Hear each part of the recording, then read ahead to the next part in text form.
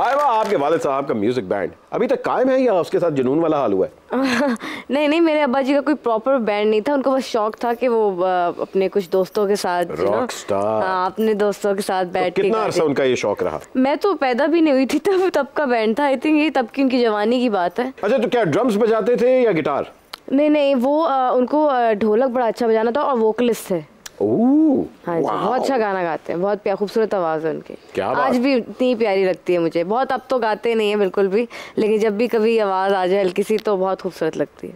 इसका मतलब अगले सुपर ओवर में उनको बुलाया जाए। हाँ, तो मुझे पता है हमारे अब्बा भी बहुत कुछ बजाते हैं। अच्छा। ये ज्यादातर लोगों के घरों की बेल बजाते हैं और फिर भाग जाते हैं। और फिर भाग जाते हैं, ना भागे तो फिर वो बजाते हैं। बट जी, हाय माँ के अब्बा, मैं और नींबू ढोलक वाला एक ही उस्ताद के शागिर्द हैं। झूठ मत बोलो, तुम उसमें एज ए ढोल थे। नींबू जी, कैसा खट्टा शागिर्द है। अजान समी खान ने सुपर ओवर में बताया था कि आज तक उनको अपने अब्बा अदनान समी खान से ना ही दाद मिली, ना ही शाबाश मिली और ना ही नकद पैसे मिले। आपको अपने वालिद साहब से नकद पैसे मिले या ऑनलाइन ट्रांसफर?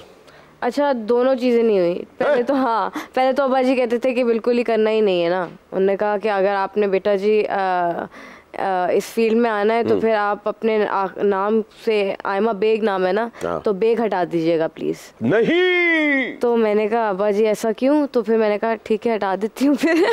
तो फिर मेरी अम्मा जी ने कहा कि नहीं, मैंने सुना है अच्छा गाती है, एक दफ़ा देखते हैं, गा के देखते हैं। और मेरे अब्बा जी को क्योंकि खुद भी शौक था, तो जब उन्होंने मुझे प्रॉपरली सुना तो उन्होंने कहा हाँ बच्ची में थोड़ी सी बात तो है, वैसे इजाज़त दे देते हैं। क्या बात है जी, क्या बात है।